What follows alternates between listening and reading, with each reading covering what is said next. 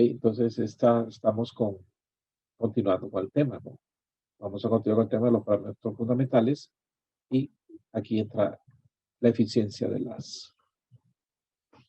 Es usado para juzgar la calidad de antenas transmisoras y receptoras, ¿verdad? Aquí estamos hablando de una, por ejemplo, para una antena, digamos, que tiene un lóbulo mayor dirigido en el eje Z. Vamos a considerar ese caso de una antena de ese tipo. Entonces, la eficiencia de las estaría definida de esta manera. Eh, o su abreviación del inglés, aunque estamos usando este libro en inglés, el BE, es la potencia transmitida, ¿verdad? Dentro de un ángulo, de un cono que se forma en el ángulo, con teta sub 1, que aparece aquí, y sobre la potencia transmitida por la antena.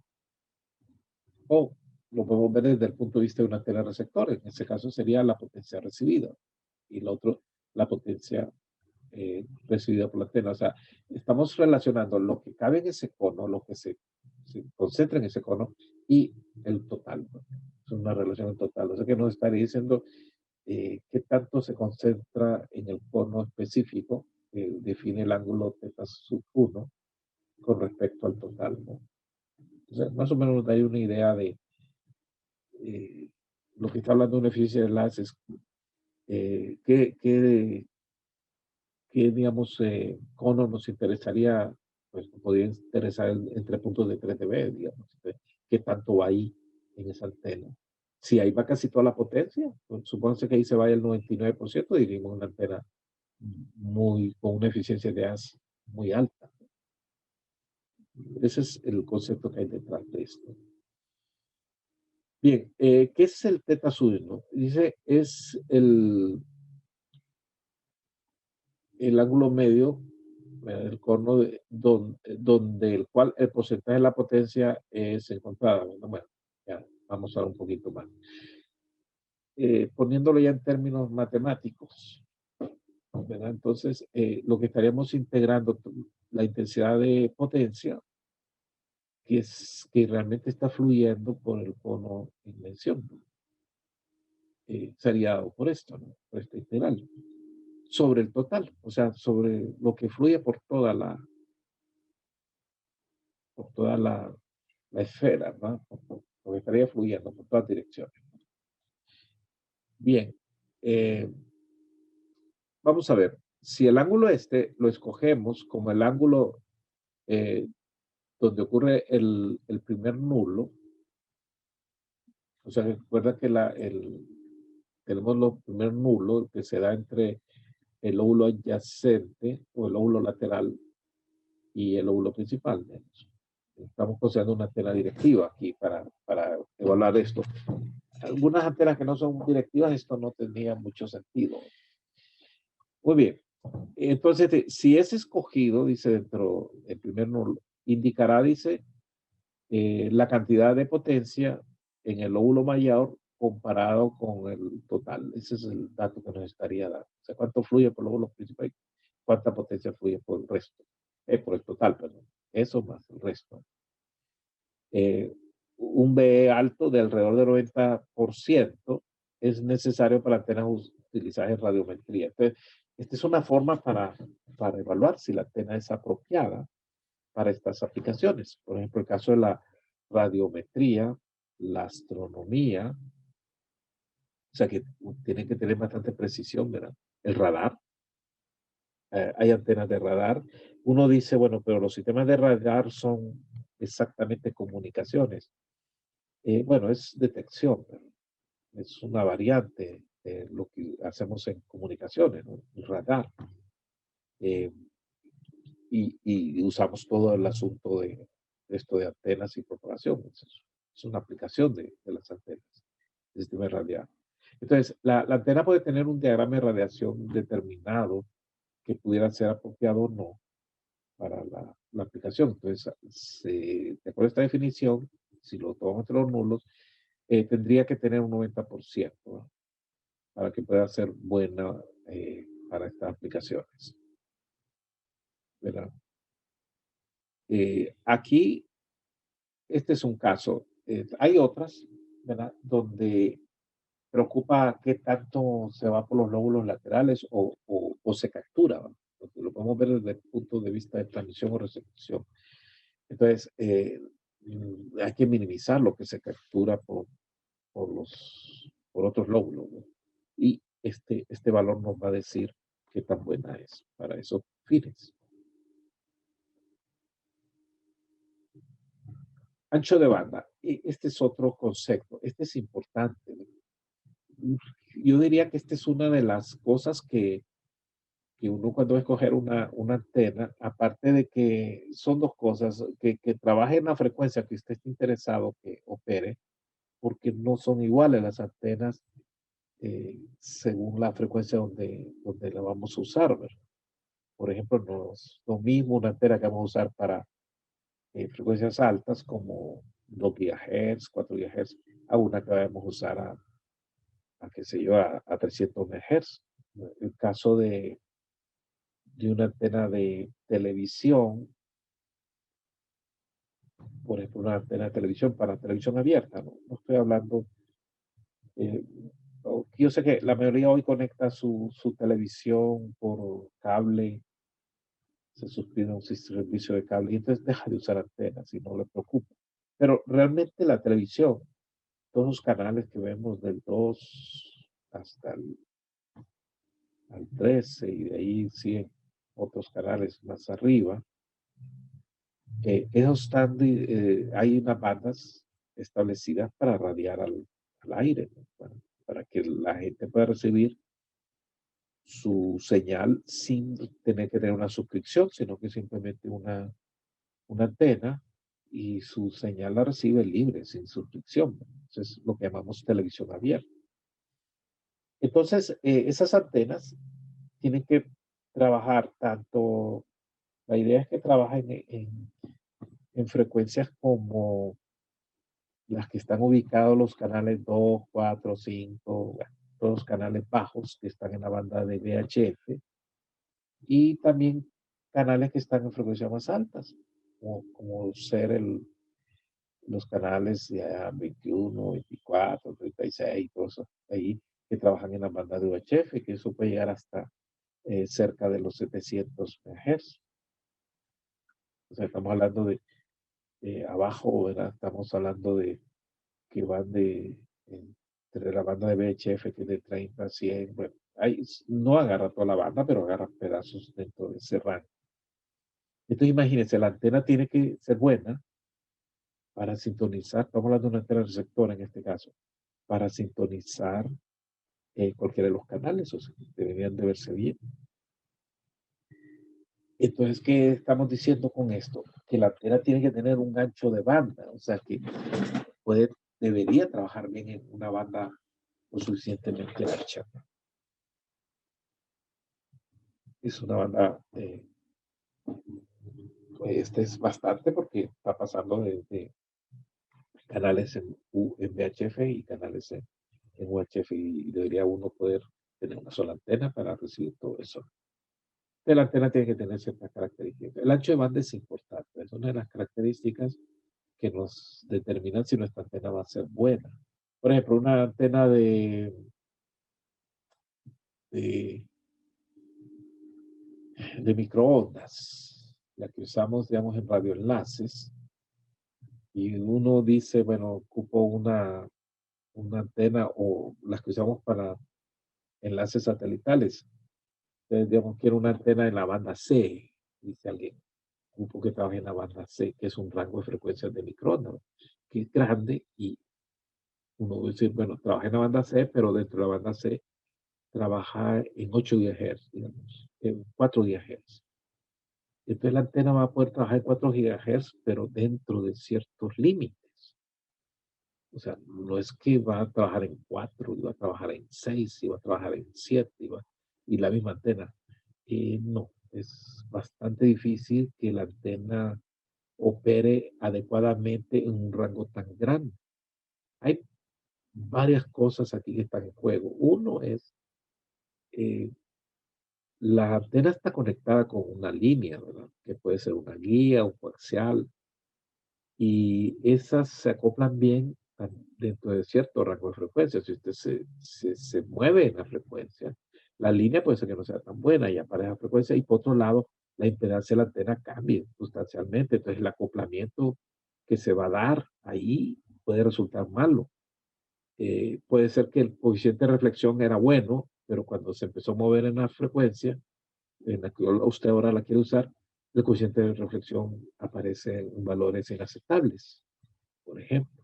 Puede ser que cuando esté en unas frecuencias y se mueve a las otras, el diagrama de radiación se modifique sustancialmente, o los parámetros de ganancia y todo eso empiecen a ser afectados. Entonces, las antenas normalmente van a cumplir con esos parámetros siempre y cuando usted esté dentro de lo que llamaríamos el ancho de banda de operación de la antena. O sea, la idea es que uno tiene una antena que funcione, digamos, en caso de los radioenlaces, hay radioenlaces que operan en 2 GHz, otros operan en 4, en 6, y dentro de eso hay una banda, porque cuando digo 4 GHz no es que es una frecuencia específica, sino que es un rango. Entonces, es difícil que una antena funcione dentro del rango para 2 GHz y también funcione dentro del rango que se ocuparía para 10 GHz, digamos. Son antenas diferentes. Aparte, las líneas de transmisión son diferentes, las guías de ondas son diferentes, todo es diferente. Entonces, aquí el concepto del ancho de banda. Entonces, cuando uno adquiere una antena, uno piensa en la frecuencia de operación, que sería el punto central de operación, y el rango dentro del cuerpo de operación. Para la aplicación específica puede ser importante, ¿no? Ahora, ¿qué define que opera? O sea, ¿qué estamos considerando en mente cuando definimos el ancho de banda? Lo más típico es la impedancia, si se acopla bien o no se acopla bien. ¿Sí?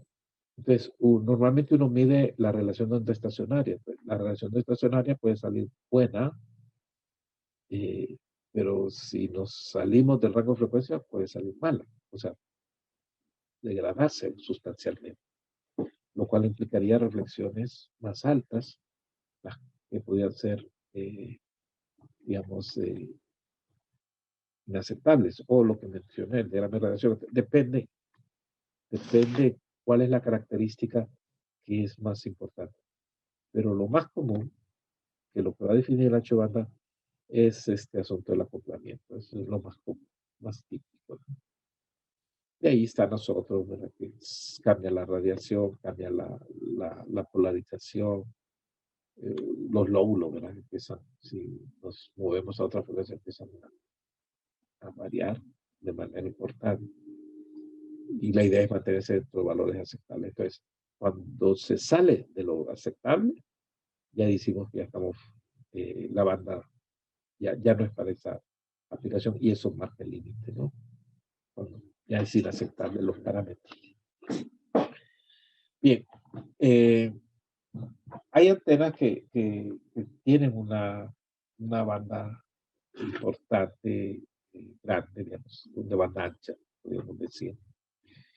Entonces, hay varias formas de definir el ancho de banda. Una es eh, poner cuál es la frecuencia más alta en que se puede operar la antena y la frecuencia más baja, o sea, buscar el rango, agarrar el valor más alto y el valor más bajo. Entonces se hace una relación entre la frecuencia máxima y la frecuencia mínima. Y, por ejemplo, ahí usamos cosas así como pieza 1. Entonces, en ese caso, esa antena diríamos que la frecuencia más alta es 10 veces más alta que la más baja. Es una forma de indicar el ancho de banda. Hay antenas que son de banda más angosta y se expresa en términos de porcentaje. Lo que se saca es la diferencia entre la frecuencia más alta de operación y la frecuencia más baja. ¿Okay? Sacamos la diferencia y la dividimos entre la frecuencia central. Entonces, nos va a dar un porcentaje. Entonces, en ese caso decimos, tiene un ancho de banda, por ejemplo, un 5%, ¿verdad? Eh, o sea que si tiene un 5%, quiere decir que usted tiene que estar en la variación esta, basada en la diferencia y la revista central. Si usted se mantiene dentro de ese 5%, la antena le va a funcionar bien, bastante bien. Si se sale, pues ya no. No, eso define el ancho. Entonces tenemos dos formas de mandarlo así, de indicarlo como una relación entre lo que se llama como un porcentaje y a veces simplemente en valores absolutos, que le diga, tiene tanto megahertz de tu ancho de banda, por ejemplo. ¿Verdad? Eh, bien, les vamos a dejar esa lectura ahí para que puedan ampliármelo. Hay antenas, yo no sé si ustedes han visto, hay antenas configurables, o sea que son capaces de cambiar su ancho de banda. Bien, los televisores para recibir su señal abierta, a veces vienen con una antenita que va encima del televisor, que es una que le llaman de conejo, ¿no? Es como una V la que forma. Pero si usted la fija con cuidado, eh, los brazos de la antena, las líneas que tiene la antena es como, así como las antenas de un insecto. Se pueden cambiar de longitud, son retraíbles. ¿Y eso por qué? Porque así permite ajustar para que sintonice mejor otros canales. Entonces, hay antenas ajustables como esa.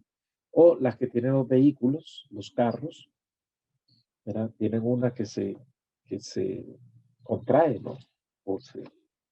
Eso permite mejorar la sintonía, ¿no? Entonces, podemos decir que tiene un ancho de banda ajustable, ¿no? Así, una receptora. Y así hay otras para que uno puede ajustar el tamaño de la antena.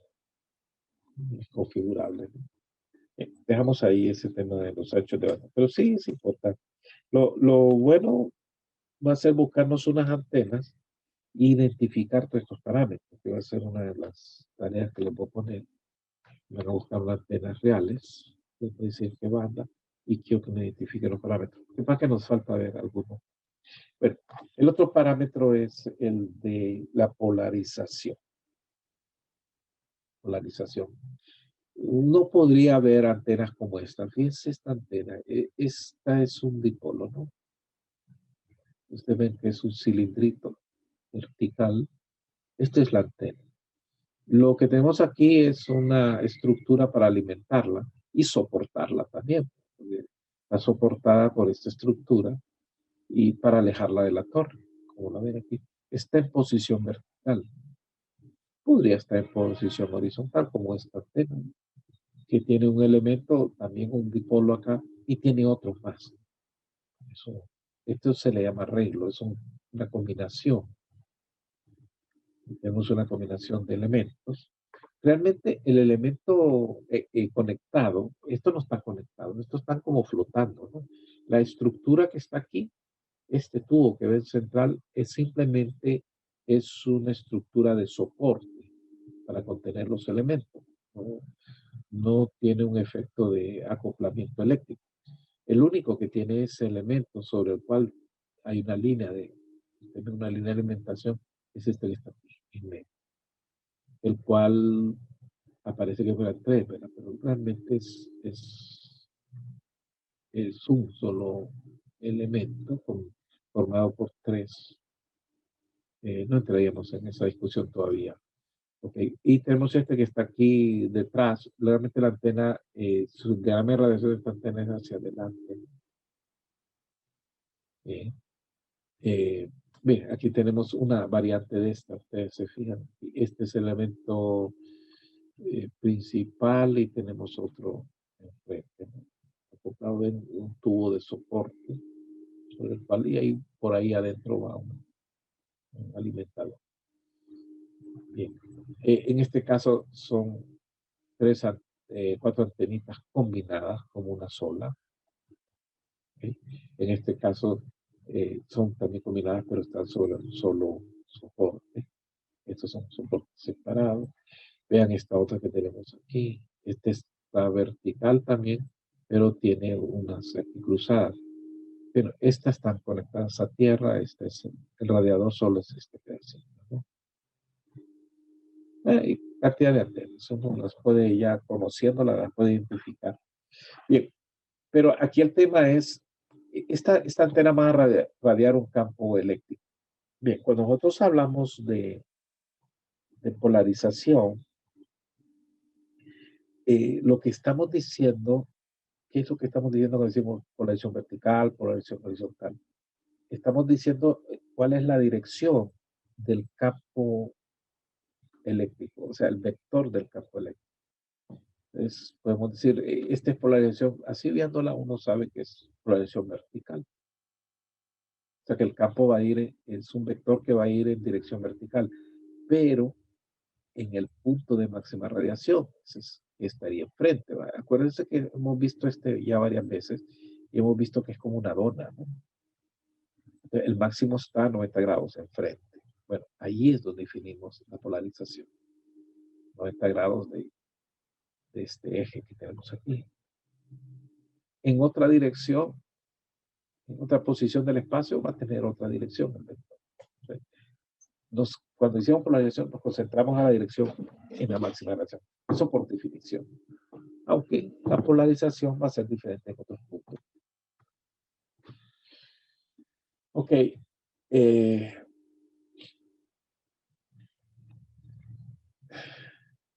Si no se dice, porque la polarización lo podemos decir en una determinada dirección, pero si no, ya se sabe, es esto. Hay algunas definiciones. Veamos esta, dice, la polarización de una onda radiada, aquí estamos hablando de la onda radiada, ¿no? Porque también podemos hablar de la polarización de la onda recibida,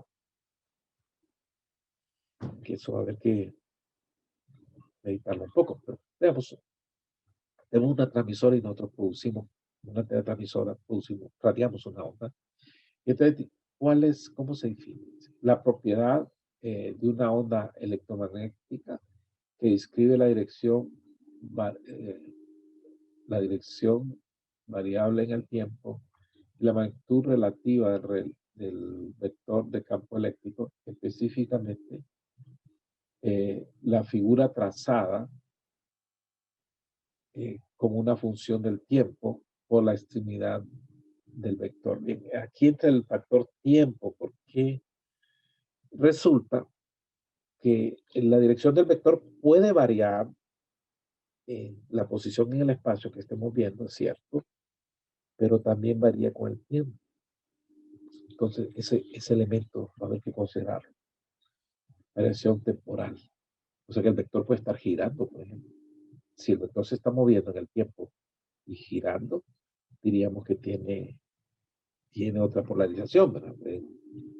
El, vemos qué figura describe la punta del vector. Y si lo que describe es un círculo, diríamos que es polarización circular. La otra cosa es también que el vector se puede mover en una dirección, o sea, a favor de la manecilla del reloj o en contra. Entonces diríamos que es polarización izquierda, polarización derecha. Pero todo ese lenguaje lo vamos a ver gráficamente, pero todo eso está implicado cuando hablamos de polarización. Entonces, por eso dice, imaginemos la extremidad del vector en una ubicación específica del espacio y el sentido en el cual se traza, ¿verdad? Y se observa a lo largo de la dirección de propagación. La polarización es entonces la curva trazada por el final del punto de la flecha que representa el campo eléctrico instantáneo. Vamos a ver cuál sería. Eso es lo que pasa, tratándonos de imaginar qué es lo que va a pasar. Fíjense, aquí estamos hablando del tiempo. Nos colocamos en una posición específica, digamos que nos colocamos aquí, ¿no? Bueno, que esto es precisamente lo que estaríamos viendo en esa posición específica. Entonces, si hacemos un gráfico en el tiempo, Pero resulta que el vector primero va para acá, ¿no? Y un tiempito después está en esta posición. ¿Ok? Se va moviendo, vean el vector a medida que pasa el tiempo. Este es el punto en el espacio que estamos observando y le hicimos una gráfica temporal. O sea que realmente, ¿qué es lo que está describiendo el vector? Está describiendo esta especie de resorte, ¿no? Si uno le toma, lo vemos de frente, digamos, nos quedamos viendo la proyección de esto, es este círculo donde se está moviendo el vector. ¿Sí? Describiría un círculo si hacemos un corte eh, que envuelva todos los vectores, ¿no? Sería esto, un círculo. Aquí diríamos que la polarización es circular, o sea que va cambiando el vector su posición en función del tiempo. Ahora, no solamente cambia en función del tiempo, también cambia en función del espacio. O sea que si nos movemos, nos alejamos de la antena, el vector se va a ir moviendo. Ese es el tipo de polarización que puede producir una antena con polarización eh, de tipo circular. Si no fuera así, el vector se mantendría en la misma posición, digamos que fuera vertical, en la misma posición a lo largo del tiempo. No haría esta rotación que aparece aquí. Ya no habría un círculo, ¿no? No habría un tubo para contener toda la aparición del vector.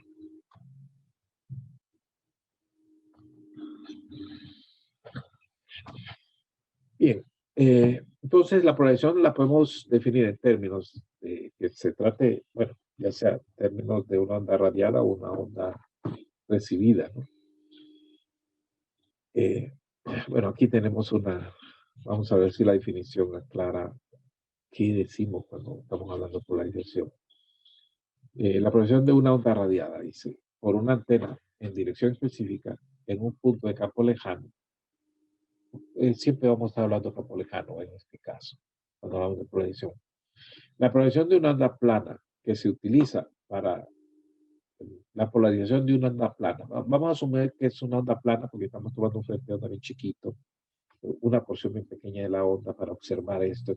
Asumamos que es plana. Esa es acuérdate que es realmente es un frente de onda esférico, pero si estamos bien lejos y solo tomamos un pequeño arco, lo que estaremos viendo es aproximado como una onda plana, ¿no? Entonces dice, la polarización de una onda plana que se utiliza para medir la onda radiada en ese punto, en el punto. Esa es la primera cosa. Dice. En cualquier punto del campo lejano de la antena, segundo, tiene que ser cualquier punto, pero en campo lejano, dice. La onda radiada se puede representar mediante una onda plana, es lo que estamos diciendo, cuya intensidad de campo eléctrico es la misma que que la de la onda y cuya dirección de propagación está en dirección radial de la antena. ¿Okay? A medida que la distancia radial se aproxima al infinito, el radio de la curva del frente de onda eh, bueno, como estamos en el radio más se aproxima, entonces podemos especificarla como una onda plana. Entonces, usamos la onda plana como la representación de esto para hablar de las polarizaciones. Entonces, a continuación vamos a presentar cómo sería en caso de una onda plana, cómo se verían los vectores y todo eso. Esta es una de las características de campo de las ondas radiadas por todas las ondas prácticas. La polarización de una onda recibida por una antena, o sea, veamos al otro lado. ¿Cuál sería la polarización cuando hablamos de una onda recibida? ¿Cuál es la polarización de la onda recibida? ¿Cómo la definimos? Es la polarización de una onda plana incidente en una dirección dada con una densidad de flujo de potencia dada, que resulta en un máximo de potencia disponible en los terminales de la antena. O sea que aquí lo que vamos a ver es la salida de la antena. Cuando es máximo, cuando se logra maximizar, o sea, usted empieza a mover la polarización y ¿cómo que se llama? Eh, la antena le recibe el máximo, usted diría que está tiene la misma polarización de la antena receptora. ¿Ok? Y yo tengo una antena que recibe polarización vertical. Entonces, si no viene vertical, va a recibir menos potencia. Pero si viene exactamente como la antena es buena para recibir y viene vertical la polarización, usted diría, ah, la onda recibida es de polarización vertical. O sea que tenemos que estar enfocándonos en el lado de recepción cuando estamos hablando de una onda que se incide. Bien. Bien, entonces, Ingeniero, necesitamos, disculpe, sí, dígame. fíjese que le quería hacer una pregunta, pero no es con respecto a la polarización, sino que ya ratito dijo de que nos interesaba la región de Campo Lejano. Entonces yo Sí, quería preguntarle si en algún momento nos va a interesar alguna de las otras dos regiones. sí, pero son otro tipo de aplicaciones, ¿verdad? Digamos, son más restringidas, pero sí hay casos en que necesitamos trabajar en campos cercanos. Eh, no sé, hay algunas, incluso así se les, las siglas de esos dispositivos es esa, lleva la palabra campo cercano, ¿no? Por ejemplo, hay dispositivos que usamos para identificación de paquetes. ¿Han fijado ustedes que tienen unas cosas inalámbricas para rastrear cierto? Entonces, se tiene que trabajar con los campos cercanos. Ahora eh, ustedes ven algunos dispositivos que adentro traen unas plaquitas con unas antenas, ¿no? Entonces, se emite una señal y se recibe algo en respuesta. Y es el campo lejano, cercano que trabaja. Eh, Hay aplicaciones incluso en instalaciones de telecomunicaciones donde tenemos que poner elementos que estarían dentro de lo que llamaríamos campos cercanos. Más adelante nosotros vamos a ver una aproximación que hay que bastante amigable. Aún en esta clase vamos a ver que en la clase de propagación lo desarrollamos más. Pero hay una fórmula que se llama la fórmula de Freeze, la cual nos permite meter todos estos parámetros de la ganancia, la potencia de entrada de la antena y hacer estimaciones cuánto sería lo que recibiríamos en la antena receptor. Es un asunto bajo condiciones, digamos, de espacio libre, o sea que no tenemos fronteras cercanas, ni tenemos que preocuparnos de pérdidas que pudiera producir el medio. Eh, entonces, esas fórmulas permiten hacer cálculos muy fáciles, ¿verdad? Realmente hasta es bien popular en Internet, uno puede hallar hasta calculadores en línea, ¿verdad? Uno mete los valores, la frecuencia, la antena, la ganancia, uno mete todo y ya le dice sí, cuánto le va a recibir de potencia y si esa potencia es buena para su equipo. Bueno, hay fabricantes de equipo que incluso le dan el calculador y uno dice, sí, lo puedo usarlo. Claro, ya estando familiarizado con estos parámetros, la verdad que eso es una maravilla, ¿va? Cualquier persona podría meterse. La diferencia es que el que las conoce sabe lo que está haciendo. El otro lo puede hacer en forma muy empírica, ¿va? Pero el ingeniero lo maneja bien. Pero esas son de campo lejano. Eh, entonces hay casos muy específicos que tenemos que meter, por ejemplo, cerca de una antena, poner dos antenas, digamos, cerca una de la otra. Entonces ya estas ecuaciones no me funcionan bien. Tengo que usar otras. ¿Ok? Hay otro, más va a ser desde ese punto de vista, ¿verdad? De la propagación. Además, los parámetros que me están dando, todos estos están definidos en esa condición. En la otra, eh, puede ser una situación muy particular. Hay herramientas y hay datos que en algunos casos se tienen. Entonces, hay que saber uno que tiene que usar esos otros datos y no estos. Entonces, sí, hay aplicaciones. Pero lo más popular, no sería popular, sino lo más frecuente es que vamos a trabajar es campos lejanos, con la ventaja de que, como les dije, las formas de cálculo son más simples. más amigable. Recuerda que en ingeniería siempre andamos buscando hacer de un problema complejo un problema, eh, encontrar un equivalente que me represente el problema complejo, pero que ese equivalente sea más sencillo y entonces resolverlo. Eso es lo que provee el campo lejano.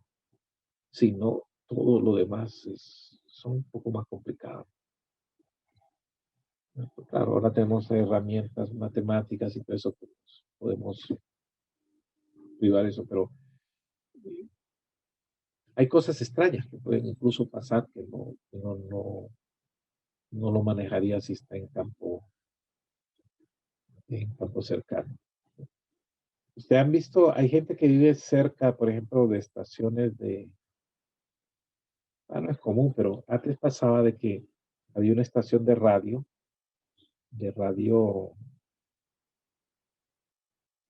digamos, de radio AM, y había gente que vivía cerca de esa estación y las potencias eran altas y estaban en la zona de campo lejano. Entonces pasaban un montón de cosas y fenómenos eh, dentro de la casa que eran difíciles de resolver, ¿verdad? Por ejemplo, encendía la radio y no podía sintonizar ninguna estación, ¿verdad? Porque todas estaban, en todas aparecía esa estación, o digamos, a veces tienen una línea telefónica, hasta en el teléfono se oía la señal. Hay cosas de ese tipo que usted no puede aislar ni bloquear eso, o la temática esta. Bien, Gracias, ingeniero. muy bien. Bien, aquí lo que tratamos ahora de representar matemáticamente el tema de la polarización de la onda. Entonces, lo primero que podemos modelarlo como una onda plana, lo cual nos va a permitir una onda plana bastante sencilla, la representación matemática. Entonces, vamos a asumir una onda plana. Segundo, le vamos a poner nuestro sistema de coordenadas, vamos a suponer que la onda plana, siempre estamos hablando de propagación radial, ¿verdad? Aquí vamos a asumir que la propagación es en el eje Z, una onda plana. Entonces vamos a usar coordenadas rectangulares, lo cual nos va a simplificar bastante. Porque la idea aquí es tomar ese punto que estamos analizando y representarlo con expresiones más sencillas y que nos faciliten comprender qué queremos, qué es lo que tenemos con la polarización. Bien, entonces tenemos un campo, lo vamos a poner en sus expresiones instantáneas, o sea, vamos a considerar la variación temporal. Y vean ustedes, es función de z, ¿no? O sea, estamos considerando un punto, pero z en cuanto a la propagación, ¿verdad? Entonces, no estamos viendo las variaciones transversales. Eso de momento no nos preocupa. Nuestro análisis es lo más simple posible. Y bueno, entonces tiene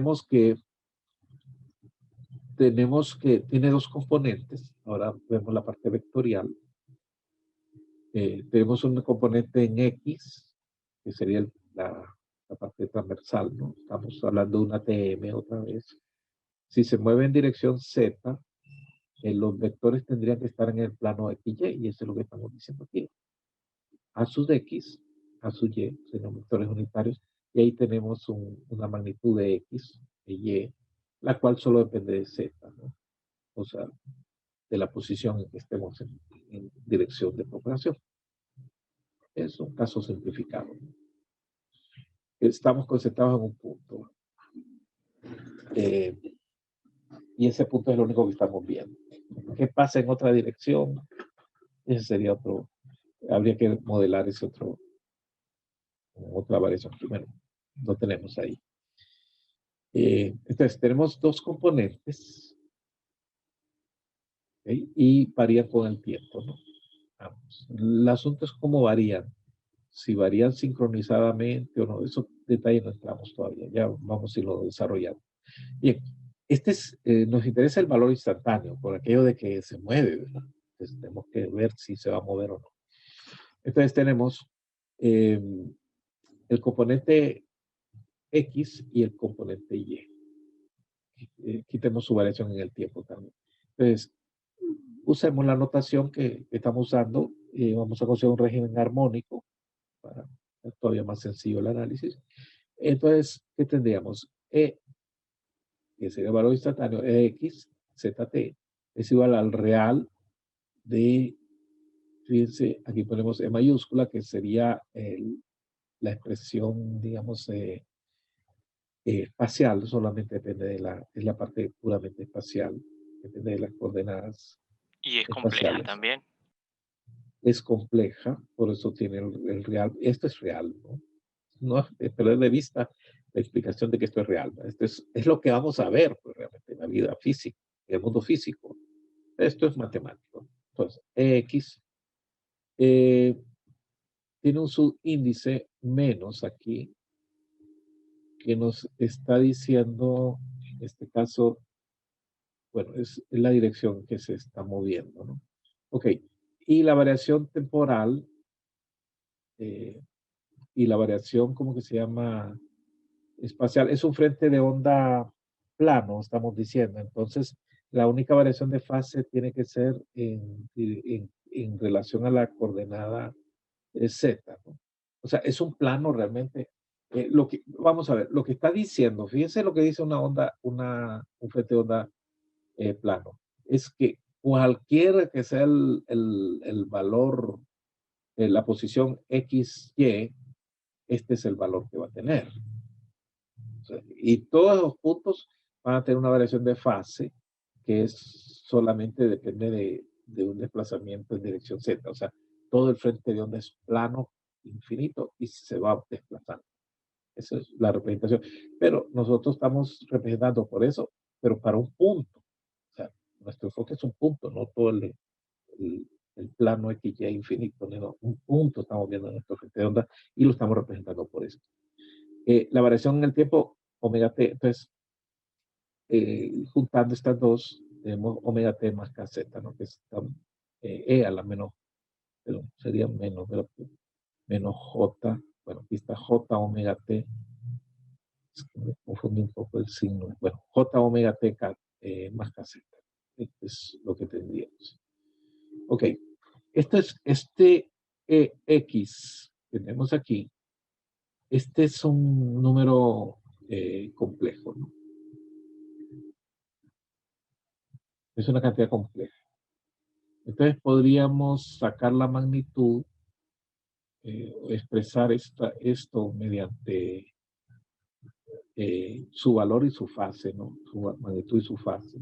Y sacaríamos la fase y nos aparece aquí. Entonces la fase la podemos agregar a esta expresión, omega t más kz, y poner aquí la magnitud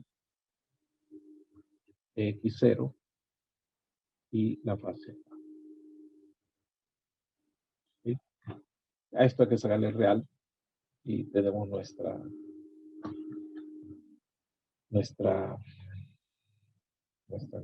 valor, ¿no? Bien, aquí cuando estamos hablando es que esto sea un valor real, bueno, estaría dado por lo siguiente, una vez que le sacamos el real a esto, sería x0, fíjense, coseno de omega t más kz más phi sub x. Okay, esto es el valor instantáneo, ¿no? Tenemos que ver la dirección. Esto todavía sigue siendo un vector. Bien. Esto sería el componente que tenemos aquí, ¿no? O sea, es la magnitud realmente de lo que estábamos viendo. Corrijo, no es un vector, es esta magnitud, porque aquí está la parte vectorial, ¿no? Entonces, es x0,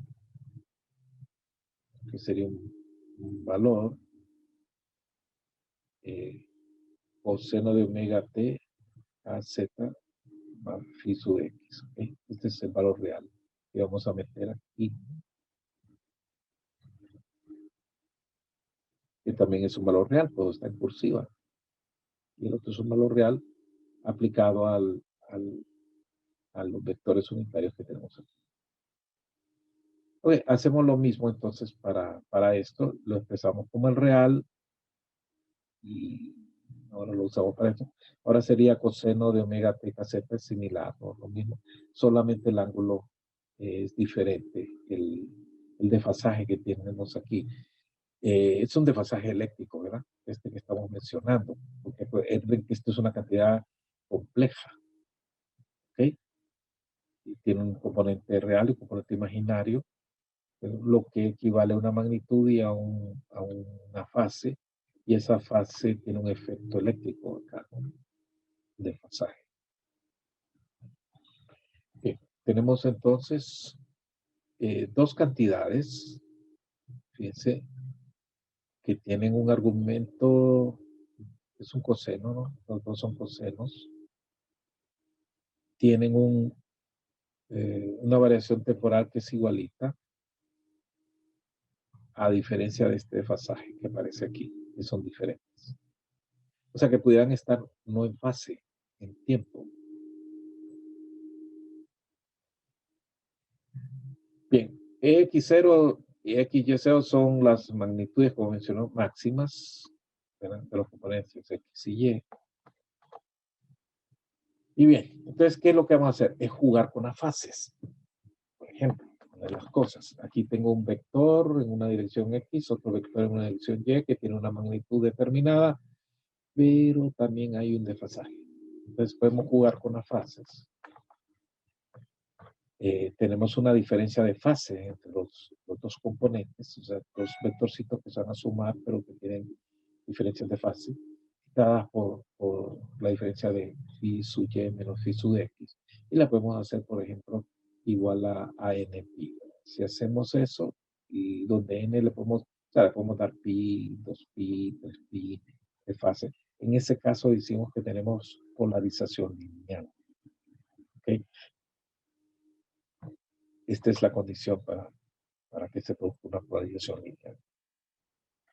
Si la diferencia bueno, si hacemos que las dos magnitudes, x0 y xy, sean iguales y que las diferencias de fase sean igual a un número impar, digamos, de pi,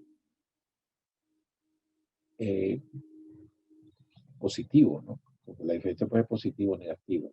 Podemos ponerla positiva o negativa. Entonces nos va a producir una onda circular, ¿verdad? Porque las dos magnitudes son iguales, pero tienen un desfasaje de este tipo, un número impar de veces pi o menos pi. Una va a girar en dirección derecha y la otra en dirección izquierda. O sea que el vector se va a estar moviendo. Por la dirección eléctrica, o sea, simplemente hacemos lo mismo en el caso anterior, pero que las magnitudes no sean iguales. Ahora, gráficamente, si quisiéramos ver eso, esta es la trayectoria que describiría la punta del vector, a medida que pasa el tiempo. En el caso de que las magnitudes no sean iguales, esto es una trayectoria elíptica. Vean ustedes, vamos a ver unas... gráficamente sería esto lo que estamos hablando. En un caso, el vector en el tiempo se va a estar moviendo. Cuando decimos que esto sea, se comporte en forma lineal, se va a estar moviendo dentro de esta línea. Estamos viendo el trazo que hace la punta del vector. Sería cualquier posición dentro de esta línea. A esto le llamamos lineal por la imagen que describe. La otra la llamamos circular. Estamos viendo el vector, digamos, hay que ponerlo en una posición. La onda está siendo transmitida hacia nuestra persona. Aquí está el transmisor y nosotros la estamos observando. Y vemos el vector. De acuerdo a la expresión de una onda plana, la figura que describiría el trazo que haría la magnitud del vector. Y es este. Entonces decimos que es polarización circular. En el otro es polarización elíptica. Ahora, pudiera ser que se mueva en dirección a la manecilla del reloj. O sea, que está moviendo así. O que se mueva de esta otra manera. Entonces a una le llamamos polarización izquierda y a la otra polarización derecha. Bien, pero lo vamos a dejar hasta aquí y continuamos en la próxima clase. Ya se nos pasó el tiempo.